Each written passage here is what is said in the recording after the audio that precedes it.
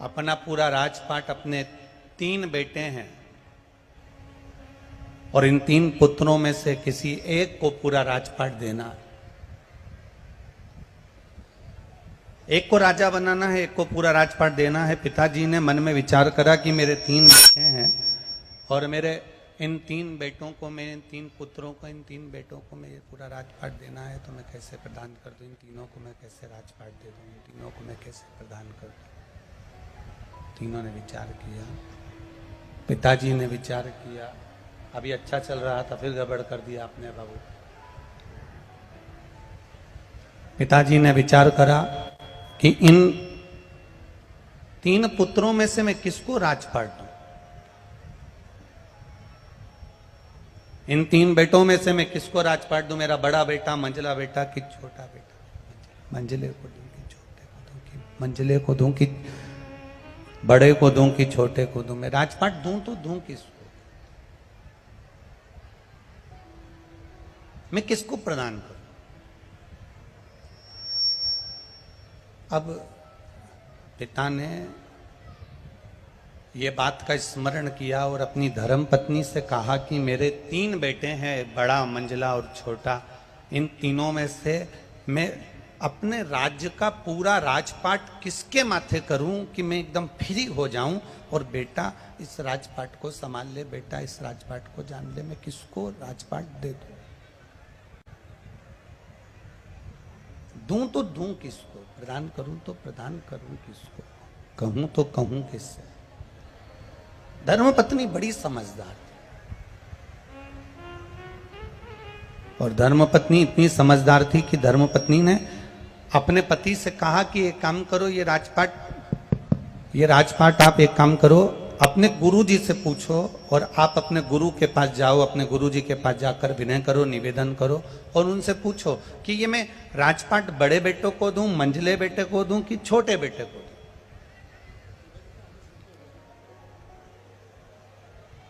पति अपनी पत्नी को लेकर गुरुजी के पास पहुंच गया। नंदीश्वर शिव महापुराण की कथा चल रही है, जरा सावधानी से सुनना और अपने जीवन में उतारना जरूर।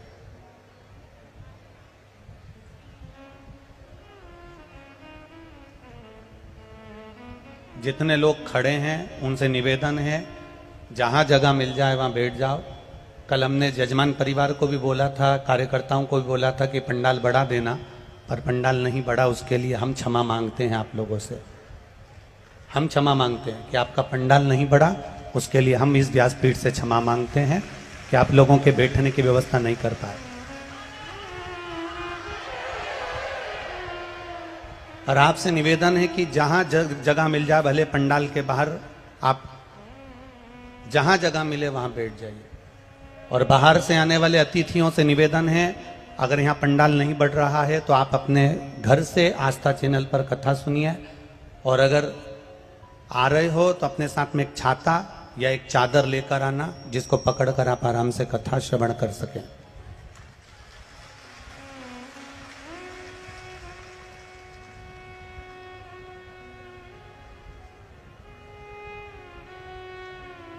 और आगे भी जितनी कथाएं हैं लाइन से, उनसे निवेदन है आप लोग अगर भक्तों के बैठने की व्यवस्था कर सकें, छांव कर सकें तो कथाओं को करवाइए, वरना कथाएं कैंसिल कर सकते हो।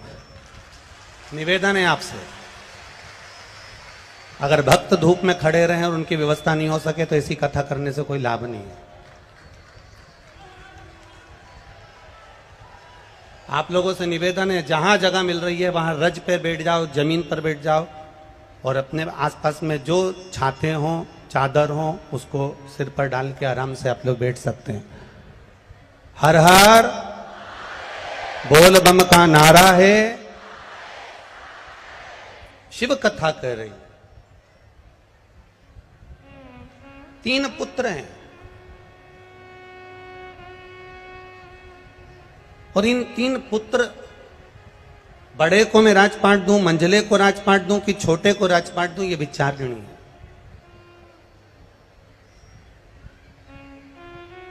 गुरु जी के पास पहुंचे। गुरुदेव, एक निवेदन आपसे, मेरे 3 बेटे हैं, इन 3 बेटों में से मैं किसको राजपाट दूं, आप बता दीजिए। आप निवेदन मेरा स्वीकार कर लीजिए। गुरुजी ने कहा एक काम करो कि ये जो थोड़े से मेरे पास में पुष्प के बीज रखे हैं, फूल के बीज रखे हैं, ये फूल के बीज आप अपने 3 बेटों को दे दीजिए और आकर 3 बेटों से ये फूल के बीज आप वापिस मांग लीजिएगा।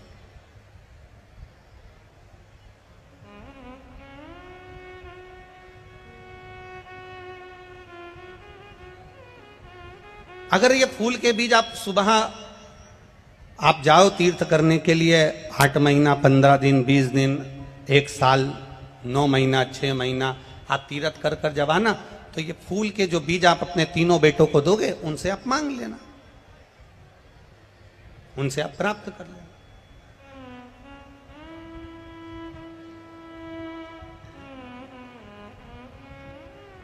अब गुरु जी से फूल के बीज लेकर पिताजी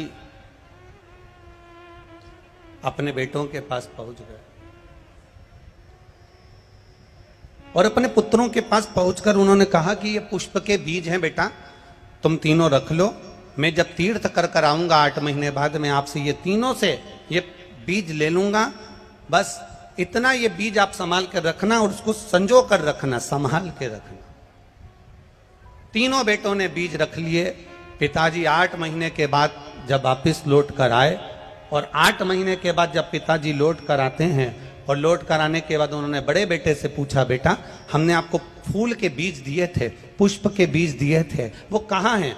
बड़े बेटे ने पिताजी का हाथ पकड़ा और हाथ पकड़कर ले जाकर तिजोरी के सामने खड़ा कर दिया। पिताजी को कहा, पिताजी मैंने आपके फूल के बीजों को संभाल कर रखा था, क्योंकि आपने कहा था कि ये बीज संभाल कर रखना, मैं तुमसे आकर लूंगा, तुमसे प्राप्त करूंगा। और जो पिताजी को तिजोरी के सामने खड़ा करा कि ये सामने जो तिजोरी है ना पिताजी, मैंने इसमें बीजों को संभाल कर रख दिया, वो बीज कहीं नहीं जा सकते। और पिताजी ने जैसे ही अलमारी को खोला, तिजोरी को खोला, उसमें से बीज सड़ चुके थे और उसकी बदबू बाहर आ रही थी। बदबू जब बाहर आ रही थी तब पिताजी ने कहा, बेटा ये बीज तो सड़ गए, किसी काम के नहीं, इस बीज को रखने से कौन सा फायदा था, तुमने संभाल कर रख नहीं पाए, ये बीज बेकार हो गए। अब मंजले बेटे से कहा, हमने तुम्हें बीज दिए थे फूल के, वो बीज कहाँ गए?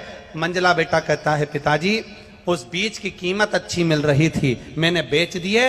अब आपको अगर बीज चाहिए तो मैं तुरंत बाजार से खरीद कर ला कर दे देता हूं। छोटे बेटे से कहा, आपको बीज दिए थे वो कहां हैं? छोटे बेटे ने कहा, पिताजी आपने जो बीज दिए थे वो बीज, चलो मैं बताता हूं कहां है। हाथ पकड़ कर ले गए, घर के पीछे खेत में बीज जमीन में डाल दिए गए, पानी सींचकर पौधे बड़े हो गए, चारों तरफ फूल ही फूल उस बीज से लगे हुए थे। पिताजी से कहा, पिताजी आपके दिए हुए बीज को मैंने 1000 गुना कर दिया,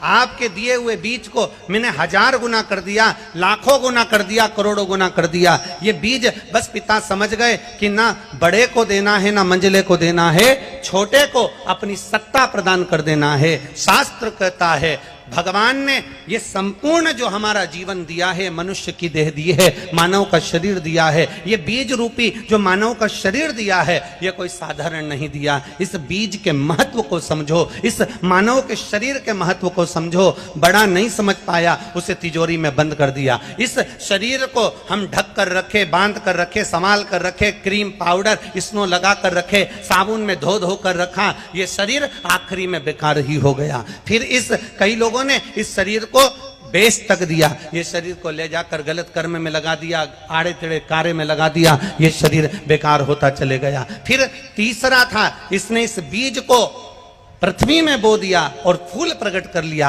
अर्थात संसार के हित के लिए इस शरीर को लगा दिया, तो चारों तरफ पुष्प ही पुष्प की सुगंध फैलती चली।